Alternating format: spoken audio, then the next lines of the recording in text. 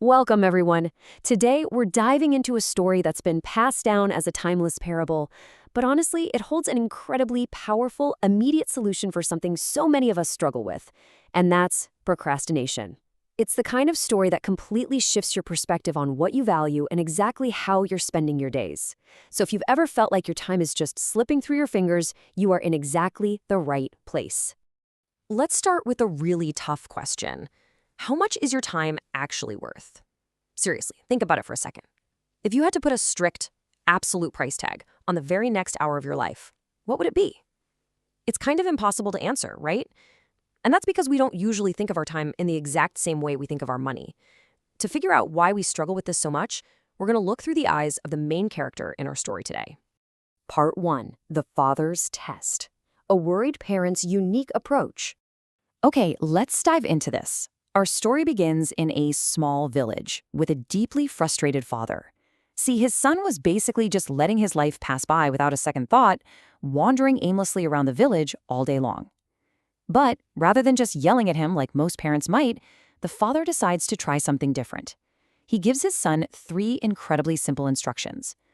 Open the cupboard, grab a specific antique watch, and take it down to the busy village market. But here was the catch. He had to ask everyone he met what they thought the watch was worth. Moving on to part 2, pricing the watch, the subjective value of material things.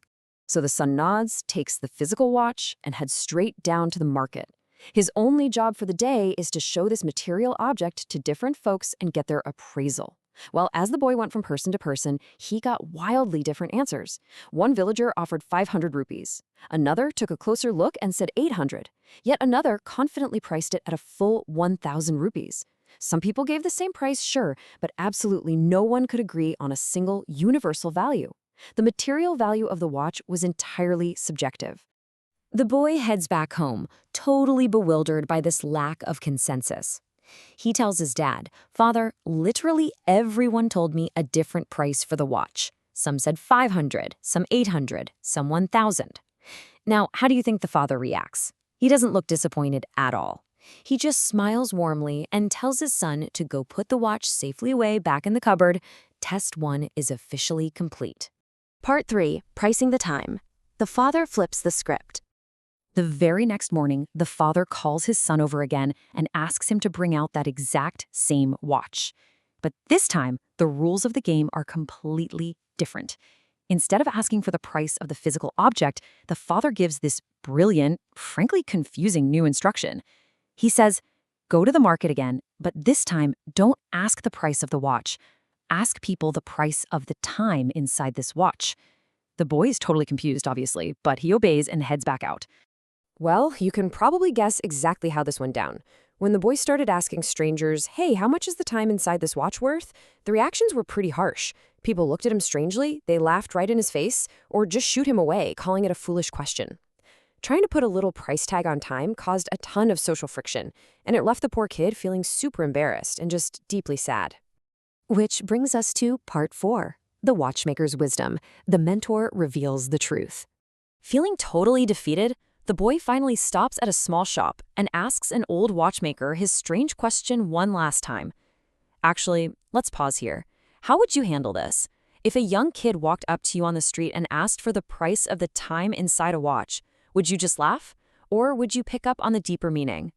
Well, the old watchmaker paused his repairs, gave a kind smile, and completely understood what was really being asked. The old man looks at him and softly says, you cannot put a price on time. You can give millions of rupees, but you cannot buy back even 1 second of your life. That is why you must use your time wisely. I mean, wow, let that sink in for just a moment. Millions of rupees, all the money in the world, cannot buy back a single second. Time is literally the ultimate unpurchasable asset. And this brilliantly illustrates the old man's entire philosophy. He breaks time down into 2 very distinct traits for the boy. The bad thing? It passes. It's constantly slipping away, no matter what you do. But the good thing? You can absolutely choose how to spend it. You are completely in control of the allocation, even if you have zero control over the flow.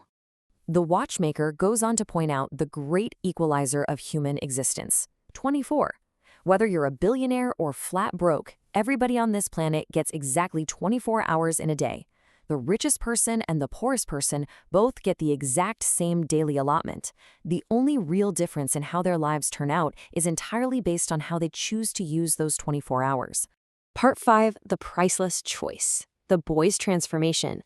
Hearing those words from the watchmaker triggered a massive internal shift for the kid. It clicked. He thanked the old man, sprinted home, and told his father absolutely everything. His dad just smiled with so much pride and put a hand on his son's shoulder. And you know what? The boy's life changed completely from that day forward. He started working incredibly hard, he was intentional with his time, and he entirely stopped wasting his days just wandering around. He finally grasped the undeniable value of every single moment. The father's little two-part test was an absolute success. So, tying this ancient parable back to our modern lives, the takeaway from today's explainer is incredibly clear. Time is completely free, yet it is absolutely priceless. You can't buy it, but you can certainly use it. You can't hoard it or keep it, but you have to spend it. Every single time you catch yourself procrastinating, I want you to remember this dichotomy. You are actively spending a priceless, non-refundable currency. Which brings us to our final thought for today. Once it is gone, it's gone. You can never, ever get it back. So take a really close look at your daily habits. Look at exactly where your hours go. If you had to buy back the hours you completely wasted yesterday, could you afford them? So the real question is, how will you use yours today?